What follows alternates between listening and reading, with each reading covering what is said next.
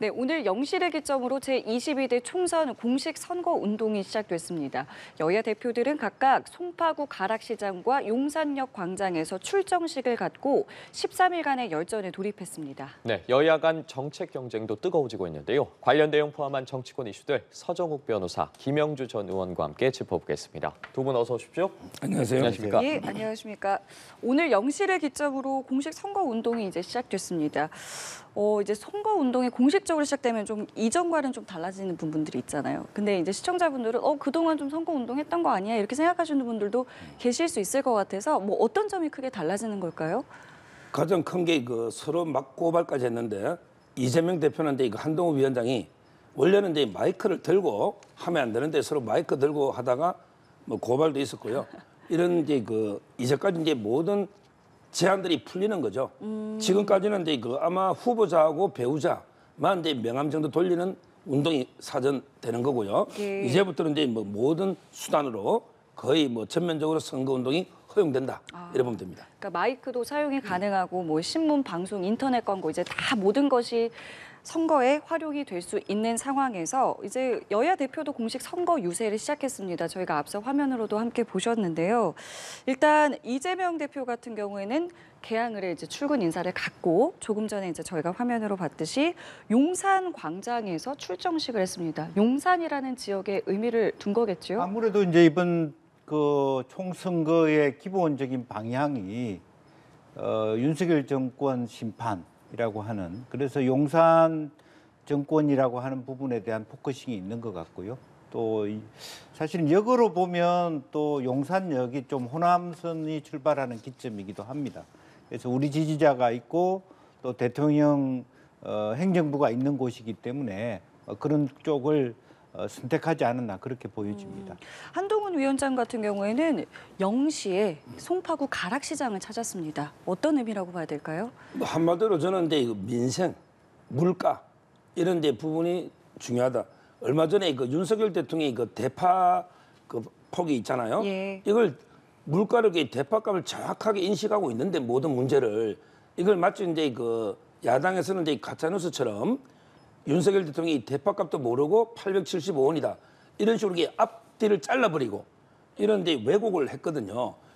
그만큼 이제 지금 민생 물가가 심각하니까 아마 이제 한동훈 위원장이 가서 거기는 이제 여러 뭐 수산물도 모이는 거고 물가들이 이게 많습니다. 농산물들이 이런 이제 수급이나 그다음에 물가 대책 이런 걸 하기 위해서 아마 이 장소를 택한 게 아닌가 이래 보입니다. 예, 알겠습니다. 자, 이렇게 본격적인 선거 레이스가 시작된 가운데 여야 각각 뭐 거야 심판, 정권 심판을 전면에 내세우면서 표심 잡기에 나서고 있거든요. 네. 각각 선거 판세, 예측 판세를 분석 결과를 내놓긴 했습니다만 아무래도 또 접전지가 상당하다 보니까 판세 예측이 쉽지만은 않은 것 같거든요. 현재 그렇습니다. 어떻게 분석하고 계세요? 뭐 선거 기간 동안에 사실은 바람이 한두 번 이상 불고 선거 하루 전날이라도 뭐 예컨대 말 한마디, 설화 한마디에 몇십 석이 날아갑니다. 그러니까 실제로 몇십 석이 날아갈 수 있는 것이 수도권이 122석인데요.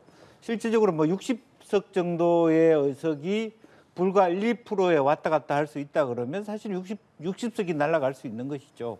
그렇기 때문에 지금 현재 기조는 아마 뭐 100대 80 정도, 민주당이 약간 앞서는 기조가 아닌가 봅니다. 뭐 그거 플러스 마이너스가 있겠습니다만은 뭐 그런데 이제 비례대표 의석은 민주당이 굉장히 불리합니다. 조국 혁신당도 있고 민주당 의석을 받은 것도 반으로 나눠야 되기 때문에 현재로 보면 국민의힘이 비례대표에서 20석을 가져간다면 민주당은 7석이나 8석밖에 못 갖고 가는 구조이기 때문에 거기서 한 12석 차이 부분을 빼면 사실은 뭐 10석 안팎으로 엎치락뒤치락 한다 그렇게 봐도 무방하다 그렇게 보여집니다. 예, 말씀하신 것처럼 한두 번의 바람이 더 불 수도 있다고 하셨는데 판세를 흔들 막판 변수 뭘 좀 꼽아볼 수 있을까요? 아마 이제 4년 전하고 비교해 보면요, 그때는 이제 상당히 보수 정당이 선전할 것이다 예측이 됐는데 아마 이제 역대 최악의 참패를 당했죠. 이 말은 이제 예측하고 결과는 이제 다르다는 게 입증되고 있고요. 그리고 이제 근데 전체 또 이게 득표 차이는 3% 정도밖에 차이 안 나요. 의석 수는 이제 뭐 60, 70석 차이 나는데 전체 득표율은 거의 근접하고 있습니다. 그만큼 이게 저는 크게 안 달라졌다면 이번에도 이게 대부분 지역이 5% 미만으로 거의 수도권이나 대부분 지역도 이게 그 판세가 5% 미만의 박빙선보다 지금 여론조사를 이게 그 너무 많이 하다 보니까 좀 이게 신뢰성이 떨어진다는 평가가 많아요. 날림 여론조사도 많습니다. 하나만 예를 들면 이제 개항을의 원희룡 이재명 후보가요. 어떤 조사는 이게 오차범위에서 접전한 게 절반이 나오고요. 또 어떤 여론조사는 10% 차이 나는 것도 많습니다. 이 말을 이게 믿을 수가 없잖아요. 따라서 지금 여론조사 이제 발표로만 보면 민주당이 좀 아주 앞서는 것처럼 보이지만 그렇지만 이제 그 보수 정통 보수 일부층에서 상당히 여론조사 응답 안 하고 안 잡히는 것도 많아요. 실제 이제 저는 거의 다 박빙이 아닌가. 따라서 이제 그 거의 까봐야지 알지 않을까. 이게 예측은 무의미하다 이래 봅니다. 예, 어떻게 보세요? 뭐 이제 한 보름 아니죠, 2주도 안 남았죠. 그렇습니다. 어떤 뭐 변수가 좀 있을 수 있을 것 같으세요? 사실은 이제 뭐 변수라면은 야당이 변수일 텐데 변수가 별로 없을 거라고 저는 생각합니다. 왜냐하면 이제 그동안에 야당에 대한 어떤 지속적인 공격이 있어 왔고요.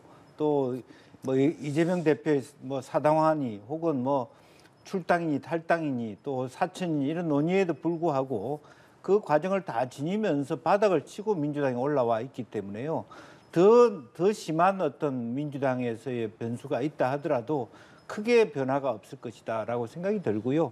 여당 역시 지금 현재 뭐 여당은 바라는 것이 이제 의료 파업 자체를 좀 의료 대란 같은 거를 뭐 합의하는 의사들과 합의하고 또 전공의도 대통령이 만나주거나 이제 그런 부분을 통해서 합의해 가고 또 지금 어저께 한동훈 비대위원장이 얘기했던 뭐 국회의 세종시 이전 부분을 가지고 수도권 일부와 충청권을 좀 뒤흔들 수 있는 그것이 이제 기대하는 바이겠죠. 그러나 실제로 그것은 한동훈 비대위원장의 목소리를 듣고 국민이 정치를 바라보는 것이 아니라 정확하게 윤석열 정권의 그동안에 2년 동안 해왔던 것에 대한 평가이기 때문에 그것도 큰 변수가 저는 없을 것이다. 그렇게 봅니다. 예, 말씀하시죠. 저는 이제 그 큰 변수가 앞으로 이게 많이 있을 것 같아요. 이렇게 변수가 많이 남아있는 선거도 드물다 보고요. 제가 크게 대표적으로 이제 한 세 가지 변수만 보면 예. 첫째는 이제 가장 큰 변수는 이재명 대표의 그 참을 수 없는 가벼운 입, 1일 1망언, 1일 1설화 있잖아요. 이찍부터 이제 뭐 또 강원 서도로 전락한다. 또는 이제 중국 보고 쉐쉐 뭐 이런 이제 계속 망언들이 나오잖아요. 이게 알게 모르게 상당히 영향을 줍니다. 이재명 대표의 입이 저는 크게 또 변수가 있고 그다음에 두 번째는 이제 정책 부분에서 의료 대란, 의료 파업을 이게 해결되느냐 예. 이러면 이게 상당히 그 여당한테는 호재될 수 있는 예, 이런 부분도 있고요. 예, 세 가지 중에 두 가지를 말씀하셨고 남은 하나는 이제 브리핑 중에 제게 말씀하신 건 이제 조국혁신당이다. 이제 요 얘기를 하시려고 했다는데 실제로 지금 조국혁신당의 이 비례대표 이제 후보들 가운데 이제 몇몇의 어떤 뭐랄까요 의혹과 논란이 좀 제기가 됐어요. 이런 부분들과 지금 맞물려서 어떤 변수가 좀 될 수 있을 거라 생각을 하십니까? 그렇죠. 큰 변수가 이제 아까 이재명 대표 입. 예. 그다음에 두 번째가 의료 대란 해결. 그다음에 세 번째가 저는 비례 선거에서 이제 그 조국 혁신당이 그 상당히 그 앞으로 좀 고전할 것 같아요. 왜냐하면 이제 1번이 중요하잖아요. 고전한다는 것은 그러니까 지금보다 계속 뭔가 떨어진다는 거죠. 떨어진다. 지지율. 왜냐하면 이제 그 1번이 중요한데 1번이 이제 그 박은정 검사 출신 예. 이분이 1번인데 이분의 그 남편이 이종근 변호사입니다. 예. 근데 불과 2년 전까지 대검의 형사부장과 서부지검장 고위직 정관이었거든요. 그런데 1년 동안에 개업하고 이제 1년 동안에 늘어난 재산이 늘어난 겁니다. 번 게 아니고 늘어난 재산이 뭐 한 41억이다. 자, 그러면 이게 얼마 정도 벌어야지 비용 쓰고 세금 내고 남은 게 41억이다. 근데 옛날에 안대희 대법관 있죠. 안대희 대법관은 이제 그 퇴임 후에 5개월간 번 게 16억이다. 이것 때문에 낙마했습니다. 5개월 동안 16억 버는 걸로 낙마했어요. 그러면 저는 박은정 이분도 낙마하는 게 맞는데 근데 조국 대표도 원래 정관예우가 제일 나쁘다 했거든요. 개혁 대상이라고. 근데 1번으로 유지할지 일단 낙마시킬지가 궁금하고 이분이 1번 됐을 때 앞으로 정관예우나 검찰개혁 말을 못 꺼내요. 꺼낼 수가 없어요. 조국 당은. 그렇다면 이게 뒤에 순번에 있는 분들이 아우성 칠 겁니다. 지지율이 급락할 수가 있거든요. 이게 저는 상당한 변수가 된다. 앞으로 조국 대표는 검찰 개혁에 검자도 못 꺼낼 것이다. 왜? 박은정 이분이 1번 있는 이상은 뭘 개혁하겠다는 겁니까? 그리고 또 있죠 한 분. 6번의 김준영 국내외교원장. 저도 이제 이분 책을 쓴 거 참 감동 깊게 읽었는데 이분이 아들이 그냥 미국 국적으로 이제 그 병력 이번에 출마하니까 아니 아들이 무슨 저력에 아버지 출마 때문에 아들이 다시 군대 가는 이 무슨 이게 해프닝입니까? 이것도 상당히 저는 위선 내로남불이 될 것으로 봐요.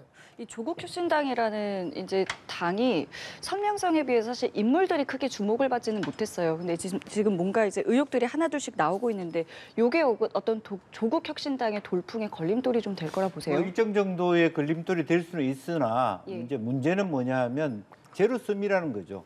그 표들이 네. 국민의 미래로 가지는 않는다는 것이죠. 예컨대 녹색정의당을 가거나 더불어민주연합을 가거나 그렇기 때문에 사실은 이것이 큰 틀에 보면은 반윤연대라고 하는 큰 틀에서 그 전체 그 볼륨은 예. 차이가 없다는 겁니다. 조국 혁신당을 지지하는 분들이 일부 사실은 지금 국민의 미래를 지지하려고 했다가 조국 혁신당으로 온 중도층도 있을 수 있어요. 그러나 그것이 그렇게 계산해 보면 그렇게 큰 포인트는 아니다라고 생각이 들고요. 또 그런 측면에서 좀 조국 혁신당, 조국 대표뿐만 아니라 이미 뭐 유죄 사유를 갖고 있는 그런 어떤 분들이 많이 있음에도 불구하고 몰랐습니까? 조국 대표 자체가 2심 판결이 나와 있는 상태고 황운하 의원도 그렇다는 걸 알고 국민들이 지지하는 부분이라면 저런 검증 과정에서 문제가 되는 부분들에 대해서 다소 실망할 수는 있지만 그것 때문에 말하자면 지지를 철회하거나 그럴 수는 없다. 예컨대 이제 더불어민주연합을 지지하려고 하는 분이 왜 조국 혁신당 같겠습니까? 첫 번째는 이게 너무 좌파 블록으로 많이 치우칠 내표가 가능성이 있겠다. 혹은 그 이재명 대표가 너무 호남 정치인들을 많이 잘라냈다. 실망한 말해 호남 유권자들이 투표장에 안 갈 걸 소위 말하는 말하면 비조 이렇게 되는 추세 아닙니까? 지민 이렇게 그런 형태가 큰 기조의 변화를 갖고 오기는 어렵다. 그렇게 봅니다. 예, 알겠습니다. 자, 이번엔 제3지대 이야기 좀 해보겠습니다. 총선 초반 저희가 설 전후로만 해도 이 제3지대 이야기 참 많이 했었던 것 같은데 지금은 비교적 그 열기가 식었거든요. 관련해서 뭐 개혁신당 같은 경우에는 현재 국민의힘과 뭐 야권 단일화까지 이야기도 나오고 있는 상황이고 이 제3지대 바람에 대해서는 지금 완전히 좀 사그라들었다고 보십니까? 그렇죠. 제가 이제 방송에서 저는 뭐 몇 달 전부터 일관되게 이번 총선은 이제 그 보수 진영과 진보 진영이 거의 총력전 제2의 건국전쟁을 할 정도로 결집이 될 것이다. 따라서 이제 제3지대는 미미할 것이다. 누누이 말했고요. 지금 이제 그대로 되고 있지 않습니까? 그다음에 그 최근에 아마 이제 이준석 개혁신당하고요. 그다음에 국민의힘이 이제 그 지역에 합치자. 예. 이건 말도 안 됩니다. 이거는 이제 이준석 대표 구하기예요. 합치면 혹시라도 이게 뭐 화성이나 이준석 대표가 이제 국민의힘 후보가 사퇴하면 좀 이게 유리하지 않을까? 그 이준석 대표 외에는 수혜 볼 사람이 없습니다. 우리 4년 전에 황교안 대표가 대참패하고 나서 가장 후회한 게 유승민 세력 바른정당하고 보수 대통합당 합쳐가지고 공천 지분도 많이 주고 근데 지역 발전이 다 참패한 거예요. 그걸 되게 후회한 적이 있어요. 차라리 그냥 정통 보수 세력으로 돌파했으면 이 정도 참패는 안 했을 것이다. 이런 게 후회한 글이 많습니다. 따라서 이번에 개혁신당하고 합쳐봤자 얼마 없겠습니까? 그 표가 다 옵니까? 저는 그거는 이게 있을 수 없다. 국민의힘으로 자력 돌파하는 게 맞다 봐요. 예, 알겠습니다. 자, 이런 가운데 이번 총선의 최대 수혜자가 이 민주당과 손잡은 진보당이라는 이야기가 나오고 있어요. 그렇습니다. 민주당과 단일화를 통해서 지역구 후보를 또 두 곳에서 냈고 비례대표 몫으로도 당선권이 지금 5번, 11번, 15번을 받지 않았습니까? 네. 최종적으로 뭐 4석에서 5석까지도 가능하다는 이야기 나오고 있어요. 네.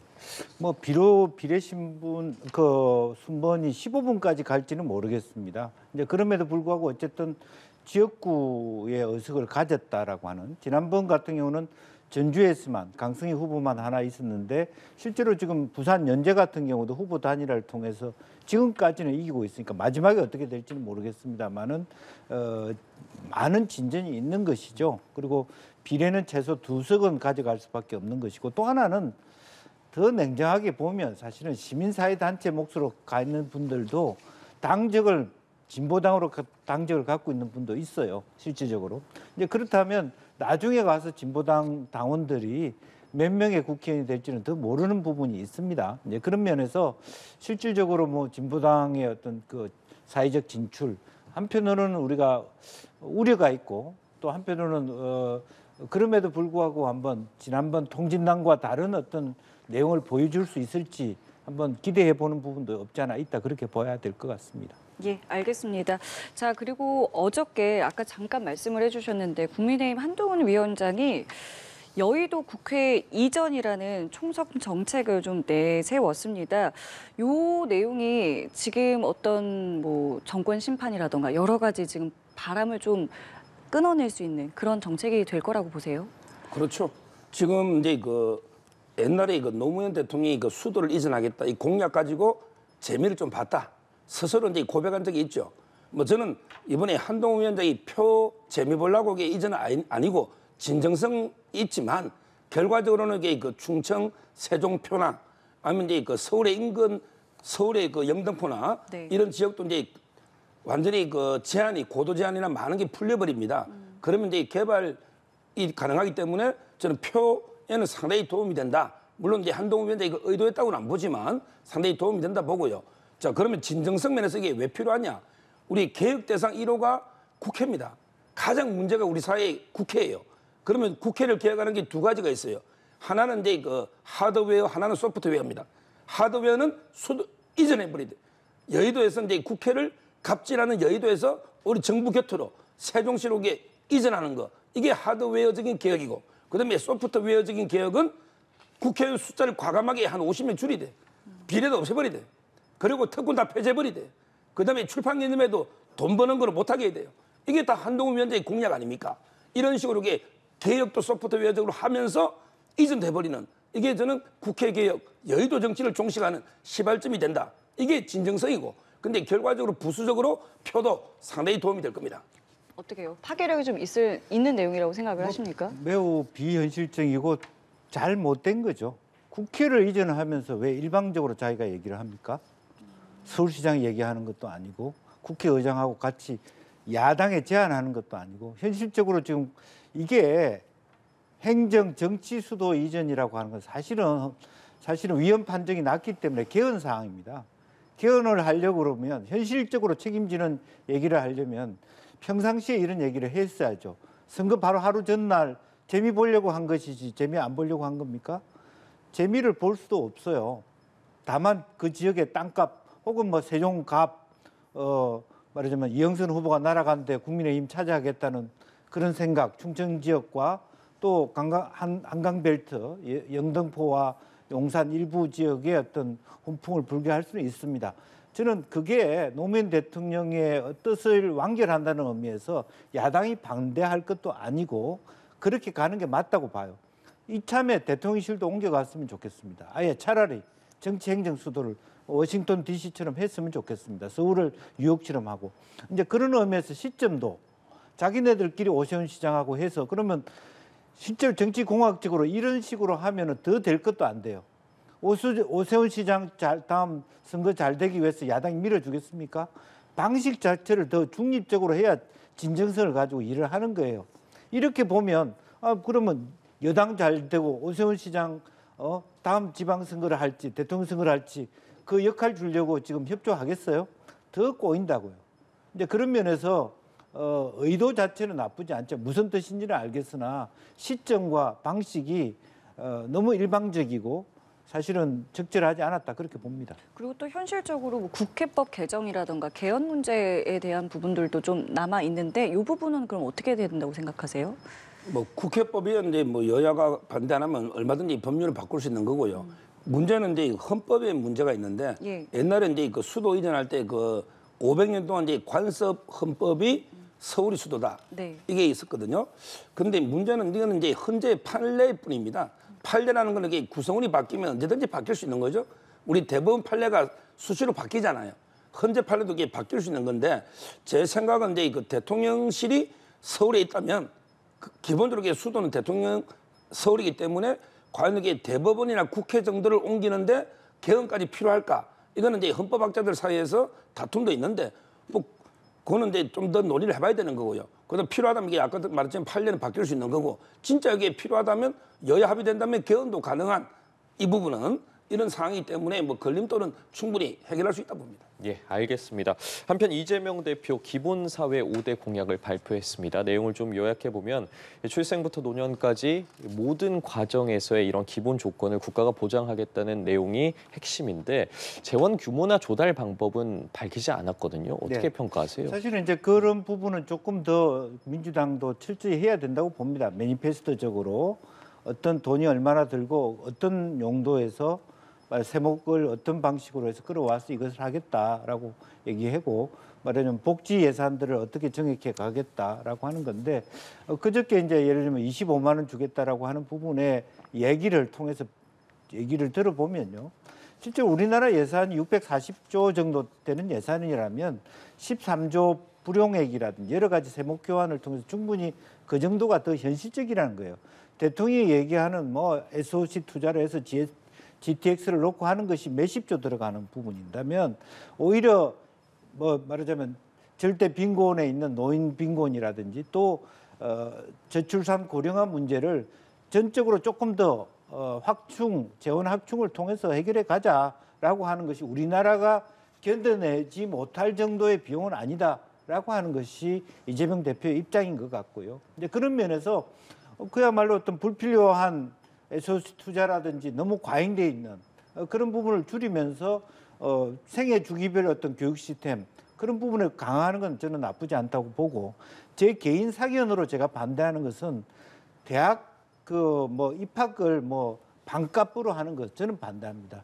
그것은 교육 자체의 질을 낮게 해요. 그래서 그런 것이 아니라 오히려 더 등록금을 높이고 장학금을 많이 주는 형태로 가야지 전체적으로 이제는 다 대학 들어가서 아무도 취직이 안 되는 그런 대학을 더 질 나쁘게 하는 것 자체를 다시 재고해야 되는 무상하는 시대는 끝난 거 아니냐. 그런 의미에서 민주당도 조금 패러다임 전환을 해서 정신을 차려야 된다. 저는 그렇게 생각합니다. 예, 그 외에도 민주당 정치개혁안을 여러 가지 발표를 했거든요. 내용 살펴보면 교섭단체 구성 요건 하향하고 또 대통령 비서실법 만들겠다고 했는데 교섭단체 구성 요건을 하향한다는 건 좀 조국 혁신당을 염두에 둔 거 아니냐 이런 이야기도 나오고 있어요. 어떻게 보세요? 그렇죠. 조국 혁신당이 이제 한 10몇 석 얻으면 인정하려고 아마 이제 그거는 그런 의도로 보이고요. 그다음에 대통령 비서실법은 아마 영부인 이 법하고 이게 법이 있으면 관여 안 하고 법이 없으면 관여합니까? 말도 안 되는 저는 이게 법이라고 보이고요. 그다음에 특히 기본사회 5대 공약 이거는 진짜 황당합니다. 뭐냐면 이제 17세까지 1인당 아동수당 20만 원 준다. 지금도 이게 더 이상 저는 많이 지원되는 건 아는데 그다음에 어르신들 하루 한 끼 지원한다. 이거로 이게 기본사회가 되겠습니까? 또는 이제 기본주택. 이 기본주택은 원래 이제 옛날에 공산주의 사회에서는 다 주택을 줬죠. 근데 시장에 안 맡겼을 때 그 주택이 어떻게 됐습니까? 이것 좀 한번 검토해봐야 되고 그다음에 대학 무상교육, 그다음에 간병비 건강보험 이게 5개 기본사회예요. 이것만 가지고 이게 어디 지상 천국이 되겠습니까? 제가 보기에 공약 자체가 논리 일관성도 없고 이게 체계성도 없고 그냥 주먹구구로 몇 개 모아놓은 게 아닌가 이렇게 보입니다. 알겠습니다. 이 지금 교섭단체 구성 요건을 완화하겠다라는 부분이 그러니까 조국 혁신당을 염두에 둔 것이 아니냐는 해석이 나오고는 있지만 일단 민주당에서는 그 연계된 건 아니다라고는 하고 있어요. 근데 지금 조국 혁신당에서 앞서 저희가 얘기한 것처럼 어떤 돌풍이라든가 이 어떤 열풍 속에서 어느 정도 지금 그 상황을 인정한다 이렇게 좀 봐야 되겠습니까? 사실은 민주당 입장에서 조국 혁신당의 바람이 좋겠습니까? 좋은 것도 아니에요. 다만 예상치도 못한 바람이 불고 있는데 옛날에도 사실은 그런 시도는 있었을 것 같아요. 20석이 너무 높다. 네. 정의당 같은 경우도 그런 시도를 한 적이 있고 그렇기 때문에 예컨대 15석 정도로 좀 문턱을 낮춰서 다당제라고 하는 기본 우리의 정치 개혁의 방향을 조금 현실화시키자라고 하는 거고 꼭 집어서 조국 혁신당이 한 15석 될 것 같으니까 들어와라 이런 식의 얘기는 아니다. 그렇게 보면 될 것 같습니다. 예, 이 공약 이야기를 하다 보니까 조국 혁신당도 공약을 내놓은 것이 검찰을 기소청으로 전환을 하겠다. 그러니까 완벽하게 이제 기소만을 하는 기소청으로 전환하겠다라고 하면서 검찰 개혁을 또 강하게 지금 주장하고 있습니다. 어떻게 들으셨어요? 그거는 이제 비교법적으로 봐야 됩니다. 비교법적으로 보면 검찰이 이제 수사를 못하는 나라가 이게 거의 극히 드물 겁니다. 아마 OECD 하면 다 이게 비교법적으로 한번 종합적으로 한번 보시고요. 그리고 이제 기소를 하려면 그 피해자에게 대면해서 수사를 한 분이 기소 여부도 잘 판단하죠. 서류만 가지고 판단하는 거하고요. 직접 대면해서 이게 대화를 하다 보면 이게 눈빛만 봐도 거짓말인지 아닌지 그것도 있거든요. 어떻게 기록만 보고 기소 여부를 결정하면서 이게 공소를 유지해라. 이게 실효성이나 말이 되는가 이런 생각이 들고요. 그리고 이제 무엇보다 뭐 야당에는 새몽둥이고 여당에는 이게 솜사탕이다 이중잣대를 하는데 지금 이제 그 새몽둥이로 때렸으면 조국 대표가 이게 2년밖에 안 나왔겠습니까? 그 조민희 씨도 1,000만 원밖에 안 나왔잖아요. 그게 새몽둥이 때린 겁니까? 제가 보기에 솜사탕으로 가볍게 처벌한 거죠. 그게 처벌입니까? 벌금 1,000만 원이? 지금 2년도 아직 구속도 안 됐잖아요. 저는 말이 안 되는 주장이라 봅니다. 예, 어떻게 들으셨어요?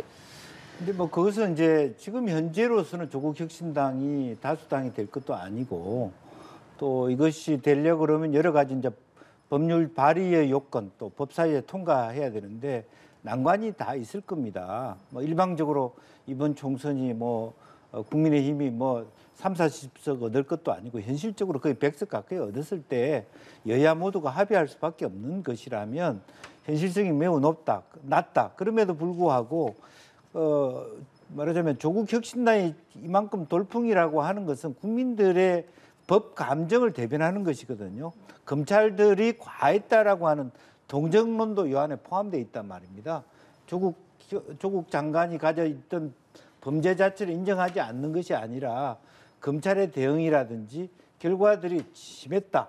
가족 전체가 저렇게 순환을 간 것에 대한 동정론이 있는 그런 감정적인 측면에 대한 문제 제기이기 때문에 다시 국회가 22대 국회가 열리면 그것에 대한 어떤 공청회라든지 과정을 통해서 그것은 이미 뭐 검수완박이라는 과정을 통해서 조국 법무부 장관이 하고자 했던 부분이고 그러나 현실적으로 현재 만들어진 법 쪽에서도 그렇게 할 수 없는 것이 있고 과도한 것이 있기 때문에 아마 다시 한번 그런 문제의식만 수용하면 된다 그렇게 봅니다. 예.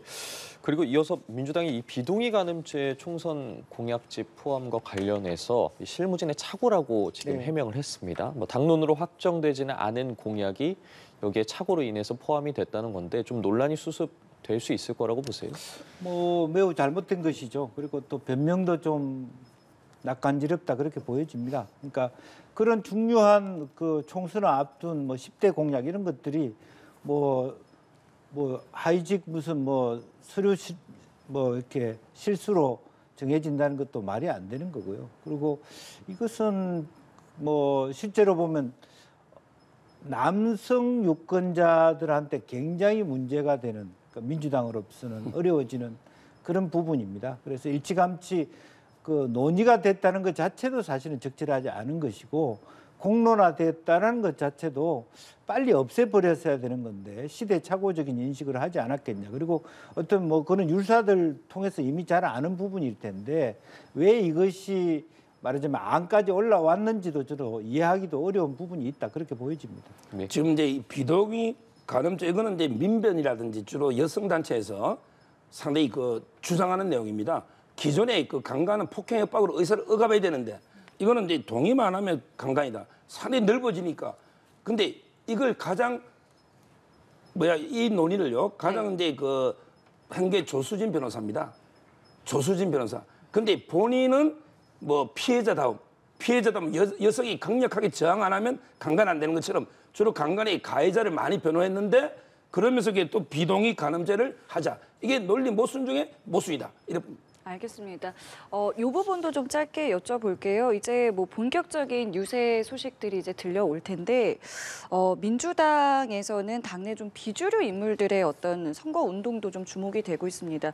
오늘 임종석 전 실장이 이제 이재명 대표와 만나게 되고요. 선거 유세 현장에서 문재인 전 대통령도 지금 총선 출마자 격려에 좀 나서고 있는데 이 모습은 어떻게 보고 계십니까? 글쎄 뭐 큰 틀에서 공천 동안의 어떤 갈등들이 이제 수습되고 어차피 탈당을 하지 않은 상태에서 임종석 전 실장이라든지 다른 많은 분들이 그렇다고 아무 일도 안 할 수는 없다라고 하는 의미에서 임종석 실장도 부산에 낙동강 벨트 지원 유세를 한다든지 문 대통령도 거제에 가서 병강 후보를 같이 산행을 한다든지 또 뭐 실제로 배재정 후보 같은 경우는 사실은 뭐 사상에 예. 문재인 대통령 이후에 같이 했고 총리실에 비서를 했던 분이기 때문에 그런 어떤 주변 인물들에 대해서 자연스럽게 대통령이 움직이지 않을까 그렇게 생각이 들고 조금 이례적인 일이기도 하죠. 외국에서 보면 그냥 은퇴했으면 현실 정치에 개입을 지원 안 하는 게 맞는데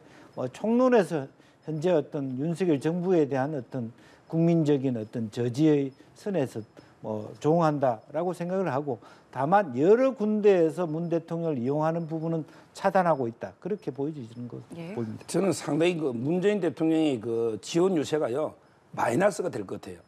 지금 이제 그 낙동강 전투에서 민주당 후보들이 나름대로 선전하고 있는데 오히려 이제 문 대통령이 나타나면요 우리 보수층에서 볼 때 문재인 대통령 정권의 5년을 되돌아보면서 심판 여론이 상당히 커질 수가 있다. 저는 오히려 마이너스가 될 수 있다 보고요. 예, 결국 이번 알겠습니다. 선거는 문재인, 이재명, 조국. 근데 조국과 이재명은 현재 피고인, 문재인 대통령은 잠재적으로 피해자가 될 수 있는 이런 이제 그 세 명을 심판한 선거로 봅니다. 알겠습니다. 저희 두 분 말씀 오늘 여기까지 함께하겠습니다. 감사합니다. 고맙습니다.